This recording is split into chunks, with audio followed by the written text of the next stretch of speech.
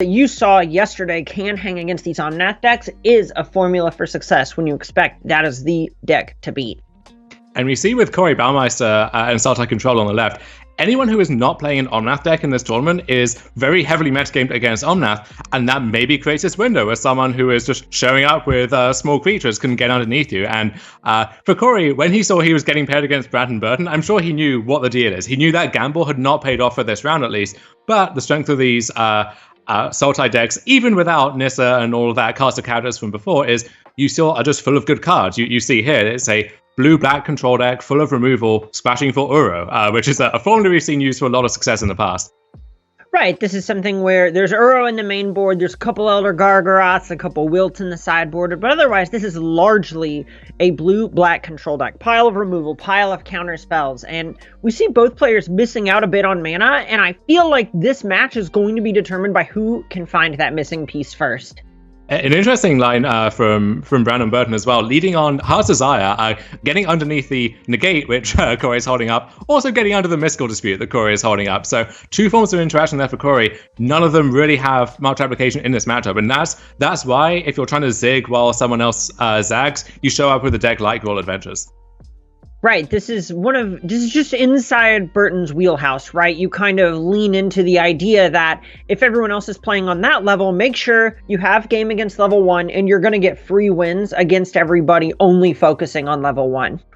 And one weakness of this Sultai Control deck is the mana base. It's what I found when I tried it out, and you've seen players say, okay, the green cards are good, Uro, fantastic magic card, but it does make the mana a lot more shaky, and you see there for Corey, until that Fable Passage, a tiny draw off the top there, he had the Heartless Act, had the Extinction Event, did not have the Black Source to deploy them with, but now Fable Passage finds him the Swamp, and now he'll get to start cleaning out this board.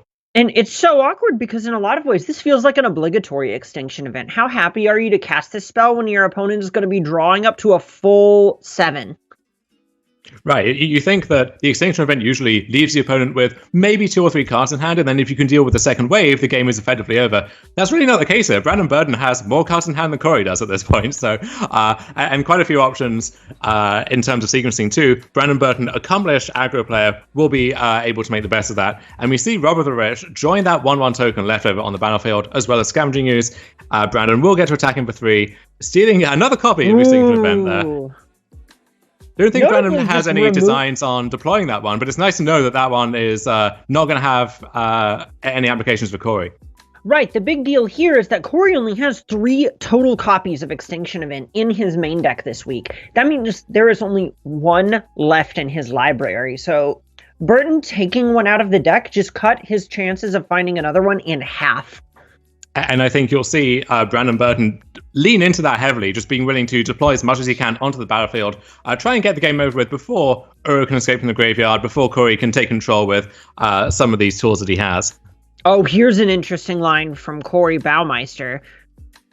Bala Ged Recovery, get back that Fabled Passage. It helps fuel Uro, and most notably, find another Swamp.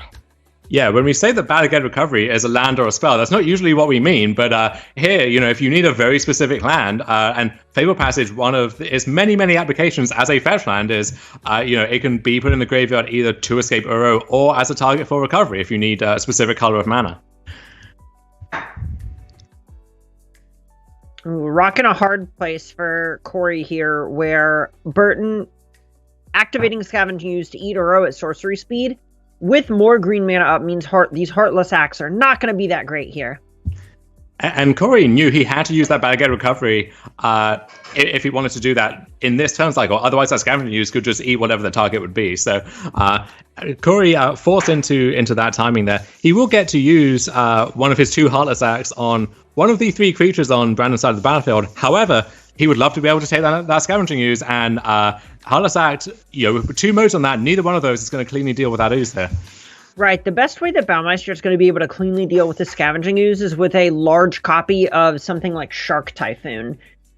Now that we're seeing Corey get out from under those early mana problems, that's just a great way to actually have a sort of Ravenous Chupacabra mid-combat. The only other way to deal with it is Hagra Mauling, and that's not pretty. he would love an Extinction event on even here, but we know that one of those has been played, one of those is out of commission permanently, so we really got to find the third, possibly in the next few turns, or this game might be over.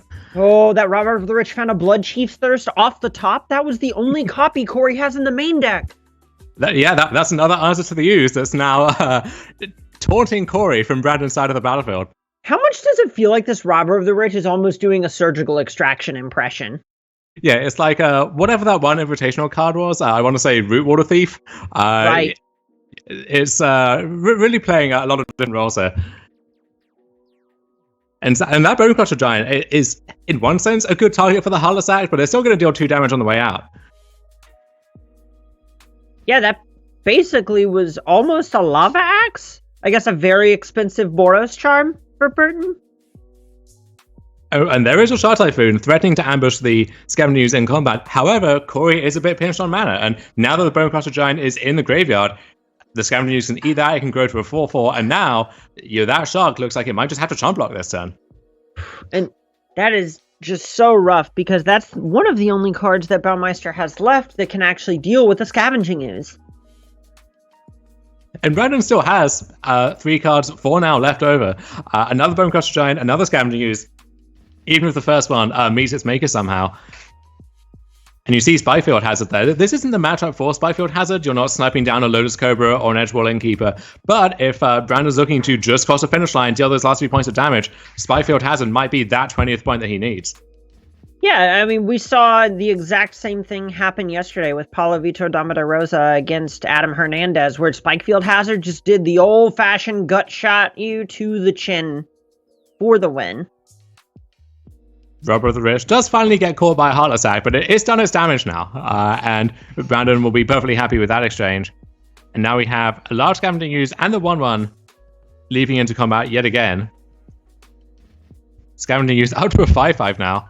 Oof. And that's Lethal Burn rolled up in Brandon's hand. So if Corey ever takes your shields down, then this game is over, and it looks like that is exactly what's about to happen right now.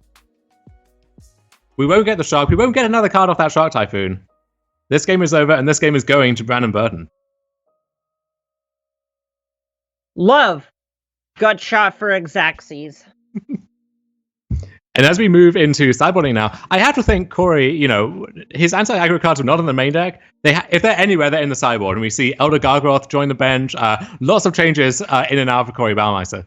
Right, this is incredibly reminiscent of last format's Sultai deck, where you had a pile of counterspells, these blue threats that are great at kind of interacting in virtual card advantage and keeping people off the battlefield if they're sinking their first few turns into developing their resources rather than anything proactive onto the battlefield.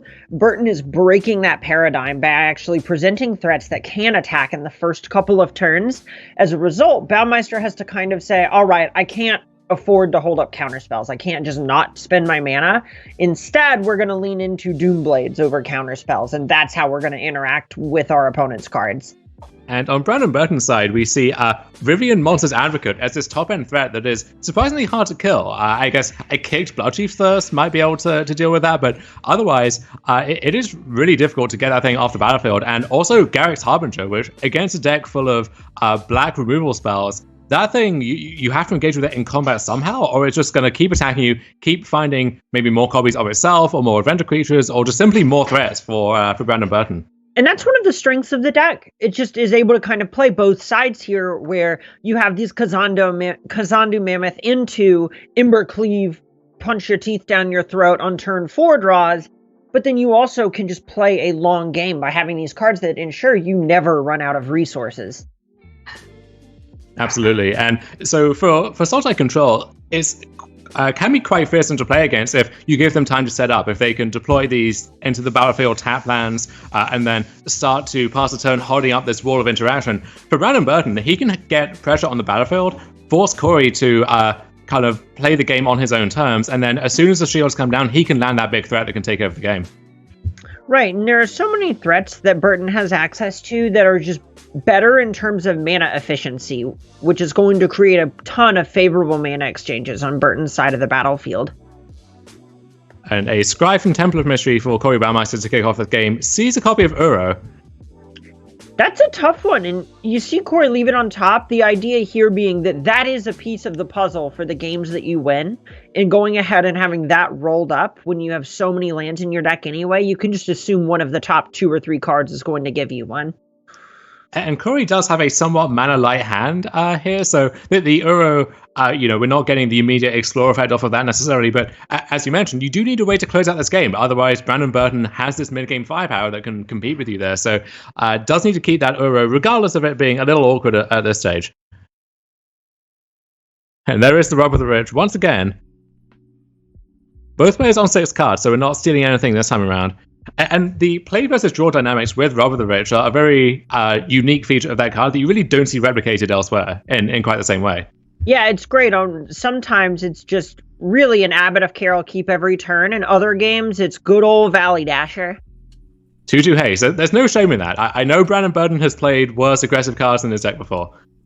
Wow, just call him out in public. Why don't you? Hey, he would admit it. No shame whatsoever. If they're dead, they're dead. It doesn't matter what you do it with.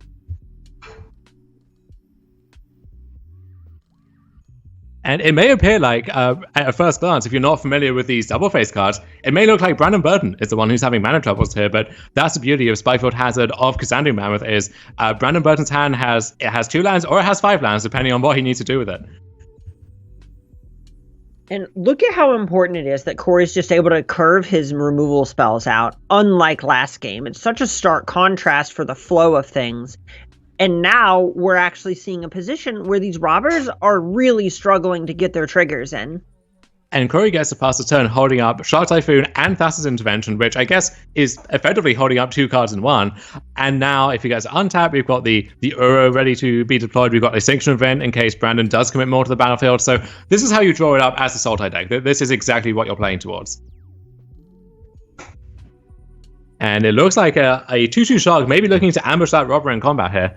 No honor among thieves.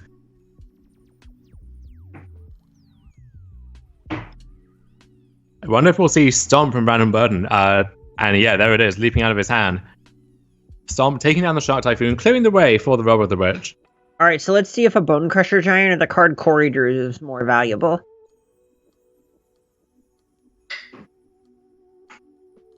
And here's Hustle, and here is another tap land. The only question is which one.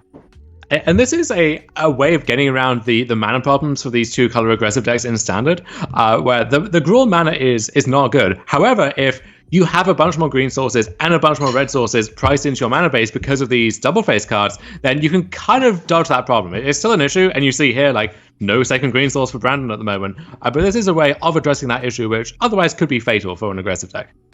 Yeah, just being able to have a requisite threat density while also clearing your thresholds for needing, say, 18 red sources to justify your double and triple red spell turns in the later phases of the game, or X number of green sources is such a big deal for these decks. That doesn't even get into how strong it is with cards like Kazandu Mammoth that just want you to play a land every single turn. And speaking of mana problems, we saw Corey go to great lengths in Game 1 to find that second black source, even using a bad guide recovery that you'd think might be earmarked for an Extinction Event. In this case, he has all the black mana he could possibly want, but that means he can't escape that Uro anytime soon. He can't cast an Uro and then hold up Thassa's Intervention. So some tough choices to make here for Corey. Does get to use one of those 2 copies of Extinction Event to clear Brandon's battlefield, though. Oh, but there's Garrick's Harbinger off the top, which sadly we cannot cast yet. That Kazandu Mammoth is a tapped green source, if that's what it becomes. And the way that we've seen Burton really avoid playing this Kazandu Mammoth as a land just shows how valuable that he thinks that specific card is in this matchup. Yeah, and declines a chance once again to play it as a green source, guaranteeing the Harbinger. So he is really valuing threat density here, but unless he has the mana to deploy those threats, then that doesn't get him very far. There it is. There's a red source that can become a green source, and that's what will happen here. So there is Garrick's Harbinger for Brandon Burton. A perfect follow-up for an Extinction Event, however, not something that can easily crunch through an Elder Gargoth or an Uro, which, again, with Corey's mana base, are not coming down anytime soon. Yeah, both players struggling a bit on mana, Burton able to get out from under it, and Corey really relying on this Uro cycle to find something off the top. Do you think there's an argument for Corey just using Thassa's Intervention as a draw spell, just looking for that green source? Well, there's an argument. Is it a good argument, though? It looks like Baumeister thinks so. He's holding it up. Yeah, here it comes. Not the mode you really intend for Thassa's Intervention, but that's where the flexibility gets you. Sometimes you do things which you wouldn't normally want to do because that's just what you need in the moment. And there is the Zagoth Triumph. He does get rewarded for that. Yeah, sometimes you just need a good old-fashioned chemister's insight. Another blue down there. A glimmer of genius. Some limited quality draw spell for sure. But Garrick's Harbinger will get to attack, does connect, and does find a Questing Beast for Brandon Burton. Would have loved to have that one pre-combat to get an extra 4 damage in, but he'll take it. He'll be just fine with it. And look at this. This is a game where Baumeister has cast 2 kill spells and 2 sweepers. Burton has a virtual 5, count them, 5 cards in hand.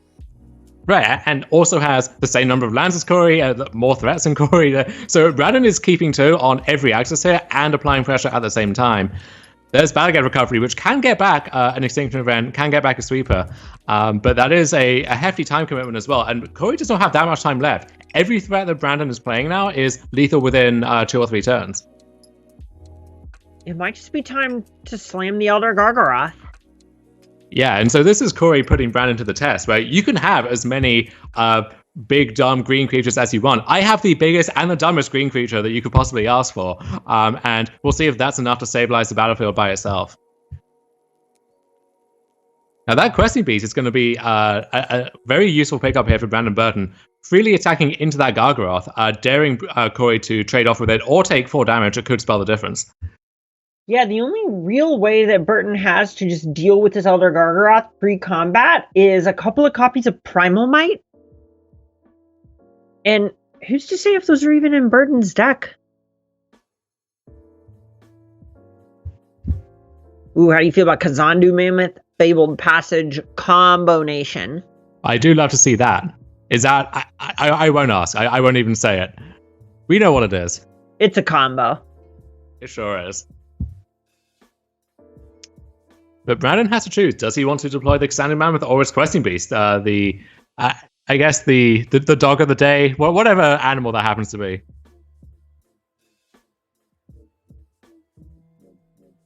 The Questing Beast animation never fails to make me laugh, even after, what is it, a year and change now? What's your favorite part? I think the left head is great, but I could hear an argument for the rightmost head too. I really like that you don't actually know if you have priority from them attacking until after it's finished. One of the charms of digital magic. Alright, I have a kill spell, but I really need this to just go back into the card before I get it. And Corey now put to the test. You see him thinking, does he want to trade off the Gargaroth? Can he afford not to trade off the Gargaroth? He would love to keep that one around. But Questing Beast having Vigilance is a big deal here, where if Corey takes it, you can't really attack back with the Gargaroth without just running it into the same trade again.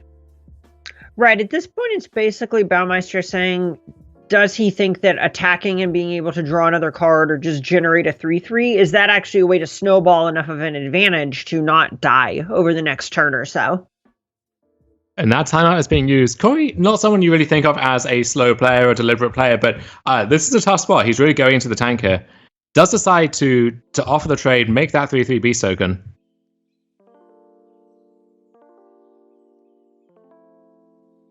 And we would be quite close here to Uro being cast and escaping. That Scavenging Ooze might have something to say about that, though. Yeah, we can see 2 blue sources hanging out in Corey B's hand, which would be enough to get this Uro back out of the graveyard, but I don't think that's going to be the case here. If you have a fully stocked graveyard, you can stack this so that the Uro goes to the graveyard immediately and then can return, can escape through a Scavenging Ooze, as if that card needed to be any better. But you need enough cards in the graveyard to do that. And it looks like Corey mousing over there. Oh, but we're going to see Spyfield Hazard, removing the possibility of that line altogether. And that's just one of the upsides of that card, is it barely does so many things. But the fact that it can actually help aggro decks by tagging the front half of an Uro to prevent the second half from ever being an issue is just pivotal. We've seen many players lose even harder to Uro than they would otherwise because they're boarding in these narrow cards that only target Uro. So you often see someone board in a graphic Digger's Cage or something like that, expecting that that's going to close out the possibility of Uro in the game, and instead it's just a dead card that is like this encumbrance on their draw. Spikefield Hazard, it can tag an Uro to stop it coming back, or it can just be a mountain that can cast your spells, and that flexibility is really crucial. Right, just having the ability to play so many different directions is what puts the card so far over the top. And that 3/3 piece, holding that Garrus Harbinger in play, Scavenging is still big enough to crunch in anyway. And Brandon decides that the outlook isn't getting any better for that Harbinger. I may as well send that in, force Corey to block there so that the use can connect for a big chunk of damage. There is certainly a line where that card just has diminishing returns over the course of a long game. We see Heartless Act, which could kind of team up with the 3/3 token to take down the Scavenging use, but Corey decides just to trade off with that beast instead. Looks like Burton's counting the number of cards in Baumeister's graveyard to see if it's possible to turn off an Uro. We have reached that point where the line that you mentioned previously is possible, where Baumeister casts the Uro, it goes to the graveyard, and Burton never has the priority to exile the Uro itself before it's back on the stack through the escape mechanic. And this is the choice of Brandon on this turn. Do you want to deploy at least one of Kazandri Mammoth and Lushrock Beast, or do you need to hold up that green mana for Scavenging use? And Brandon decides to hold up his mana. That gives Corey a window to cast a Thassa's Intervention, digging for more action here. Finds another Uro and a Neutralize. This might be the point where things start to get ugly. Thirst. And even uglier now. Bloodchief's Thirst takes down the Scavenging use, clears the way for an Uro. Little surprised not to see Brandon eating some cards in response there. But that graveyard at this point is fully stocked regardless.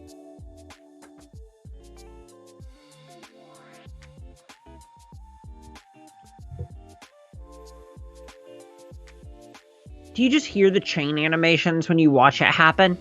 I do. I see that animation in my head, in my dreams. I get the sense I might not have to watch it for that much longer, but I don't know about that. I'm not committing to anything just yet. Not a Croxa gamer, then? Oh, I'm a Croxa gamer. I just wish I could justify being a Croxa gamer in this economy.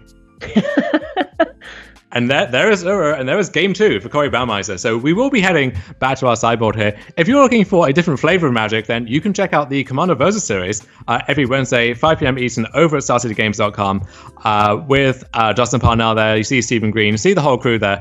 If you're looking for a change of pace, different vibe, then definitely check that out. Those guys always producing some great content. And as we look at sideboarding here, going into Game 3, anything changing on play versus draw, or is it basically the same philosophy for both players still?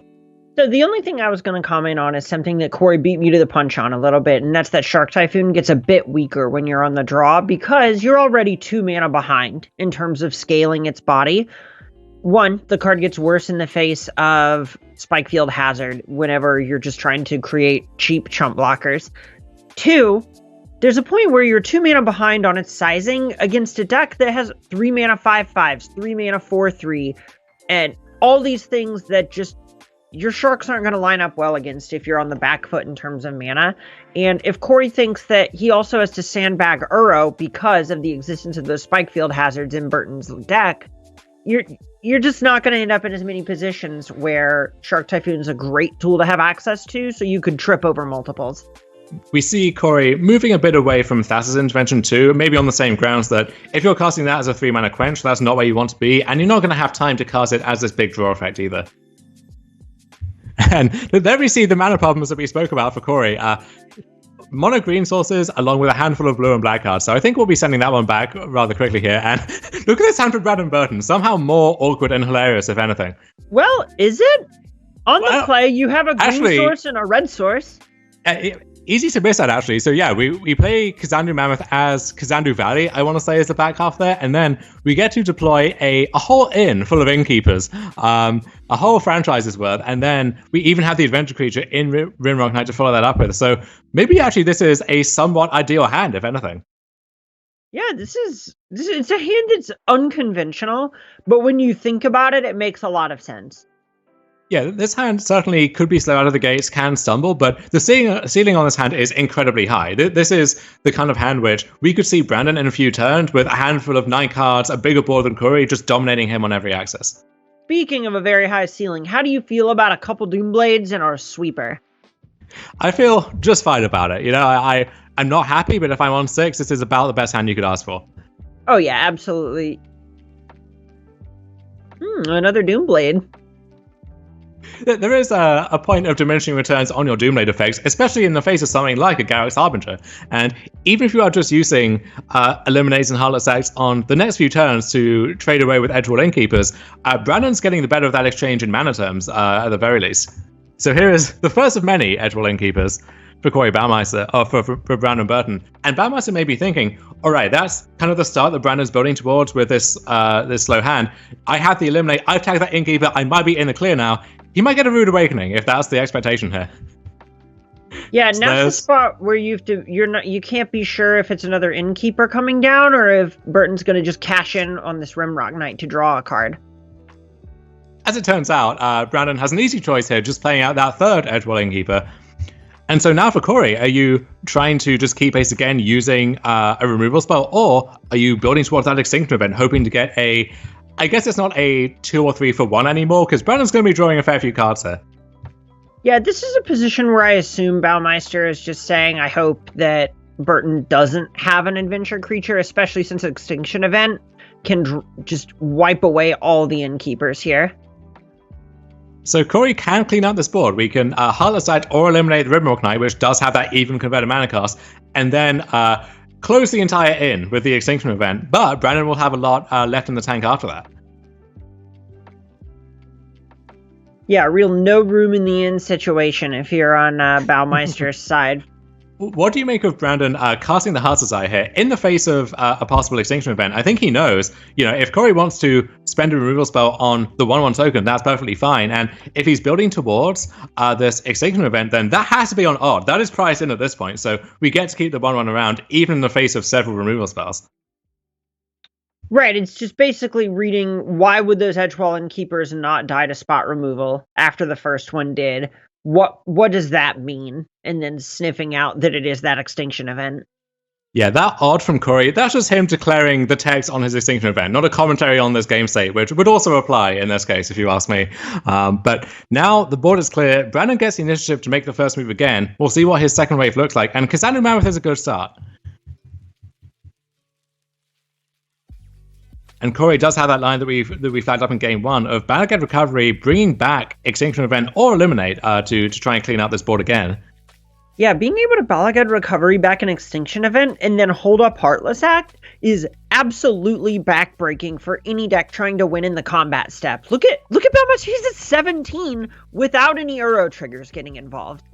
And we're at the phase of the game now where if he draws an Uro, if he draws an Elder Gargoth, or even a Shy Typhoon, any of these big mid-game threats, then that can swing the game massively in his favor. But the same goes to Brandon. If Brandon can find one of those copies of Vivian that he brought it in, that could put the initiative on Corey to answer back in kind. Vivian would be such a big deal for Burton here because that Lovestruck Beast does not actually line up very well against what Baumeister is doing. And there is another Extinction event predicted for the near future, thanks to Bala Ged Recovery. Luckily, Robber the Rich is an even converted mana cost threat, so Brandon gets this nice spread of mana cost against the Extinction event. Luckily for Corey, though, that Heartless Act can take out either the even half or the odd half, depending on his priorities there. I would expect Heartless Act to go after Robber of the Rich in this case. Corey's at a high enough life total that I don't think 5 is going to be that painful. You also have the ability to have Extinction event tag this Lovestruck Beast follow-up. And letting Brandon attack it is a little risky, actually, because if, let's say he finds one of those big hitters, he finds like a good 4 or 5 mana card, then he could realistically just cast that. Okay, so here's the interesting point if you're in Corey's seat. You can use this extinction event to mop up the 1/1 token in the Robber of the Rich, which effectively neutralizes this Lovestruck Beast. When all of Burton's Edgewall Innkeepers aren't in the deck anymore, there aren't that many cards with 1 power and 1 toughness, so this Lovestruck Beast may have trouble leaving the castle. Right. Usually you have 7 replacement 1/1s between the other Lovestruck Beasts and the Innkeepers. Burton had a quad Innkeeper to start this game. Those have all gone now. So yeah, that Lovestruck Beast is just kind of stranded forlorn, looking for its lost love. Yeah, I'm looking over the deck list. I believe it is just 3 more copies of Lovestruck Beast, or that is effectively a defender. Now, here's an interesting spot for Corey. Scry's into a neutralize. That one goes to the bottom. You would think... If Corey gets untapped with that, that could maybe lock the game up, but it takes your shields down for a turn, and then that neutralizes not what you want against a powerful threat on the battlefield. Right, and I imagine Baumeister's thinking is, if Burton doesn't capitalize on Corey being tapped out that turn, then you just want to be looking for your ways to end the game, rather than for another reactive piece. Okay, there's Bonecrusher Giant. There's a nice start there for Brandon Burton, trying to rebuild her. It's also most of Baumeister's life total with that Ember Cleave if Corey doesn't pull the trigger on this extinction event. Yeah, it gets him down. Oh, well, okay. Agonizing Remorse can clear the way for this extinction event. And would you just fire off this extinction event as a 1-for-1? I guess you maybe have to, given that Brandon knows about it and can play around it. Yeah, it's just fairly free to do it there. Another Ember Cleave off the top for Burton. So we're just in this holding pattern at this point. The first player to draw a big Haymaker is going to have a massive edge. Cycling a Zagoth Triumph for Corey, and he draws another Pathway. And if Burton could just find a Kazandu Mammoth, if Corey bricked again, that would be it. Yeah, so just getting the Ember Cleave on the battlefield here. There is a Primal Might that can take down an Uro or an Elder Gargoth, but you need a creature to fight, and Brandon does not have that yet. Luckily for him, Corey doesn't have anything either, and there it is. There's Vivian, and this is exactly the kind of battlefield that you bring this in for. Yes, this is the board stall where someone just needs something to put the game away. Vivian does that splendidly. Each 3/3 that Vivian creates is a big threat by itself. In conjunction with the Ember Cleave, that's an even bigger threat, a potentially game-ending threat, and now also Brandon Burton in his 30-something creature deck can just keep a steady stream of threats going off the top as well. Oh, nice point where the top card of... Burton being informed on the top card of his library means that playing out lands here is easy whenever you know a land is coming, because normally you want to sandbag those lands for something like a Kazandu Mammoth. And there's Scavenging Ooze for Corey, which he has an abundance of green mana, and it's a little awkward that the Extinction event has mobbed up so many creatures here. Those aren't going to the graveyard, they're going somewhere else. Still going to be a decent amount of food for this Ooze, but Ember Cleave is going to mean that Elk, or basically anything else that Brandon plays, is going to be big enough. And now also, there's a target for that Primal Might. Ember Cleave Primal Might is no joke. Yeah, is this? This has to be something close to lethal, right? If we equip the Ember Cleave and then go for a big Primal Might as a pump spell? I think at this point it depends on what Burton's playing around, because if Burton's under the impression that Baumeister has, say, a Heartless Act, I guess not a Heartless Act since there's a counter, an Eliminate in hand, or something to that effect, a Hagra Mauling maybe, you don't want to go all in on this Primal Might, and when you have as good a tool for grinding as Vivian, I think it's safe to just maybe take an extra turn or so and go from, say, 70% to win the game to 95% to win the game. And if you ask, what's the way I lose this game? It's probably, I go for that play, it gets dealt with somehow, and then Corey draws something like a Gargoth or an Uro to follow up with, right? Right, or just, say, kills the Elk after Burton uses all of his mana, then Corey draws a way to deal with the Vivian, and all of a sudden it's just a 3/3 token against a Scavenging Ooze. That's now a 7/7, 8/8, yeah, right, even larger maybe. But this is... I really like this approach from Burton. Yeah, so this is Primal Might, still putting Corey to the test, seeing if he does have that removal spell, but even if he does, Brandon still has to feel pretty far ahead. Right, this is basically going to be a 1-for-2 with this Lovestruck Beast, but because Corey's a bit choked on green mana by virtue of this being a Dimir deck with some blue cards, it's just not going to be able to get up to large enough to kill this Lovestruck Beast. And look at this. Brandon gets to Primal Might fighting with the Lovestruck Beast that isn't going to be attacking anytime soon. And so even if Corey does have the removal spell, that's okay. That's fine. We still have the 2 attackers with the Embercleave as well.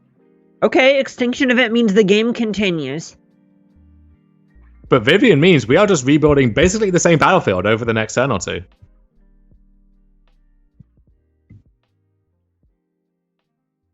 There's a beast. If Burton could just find a 3-drop creature, a Robber of the Rich would be lethal with that trigger.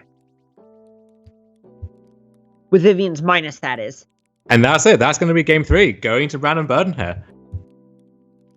So yeah, this is a nightmare if you're Corey Baumeister. You have this Sultai control deck, which I'm not sure I believe at this point that anything is that good against Omnath, but this is the idea, right? You expect a room full of upwards of 60% Omnath decks, maybe some Sultai mirrors as well. You do not want to run into basic mountains, basic forests, and Embercleaves.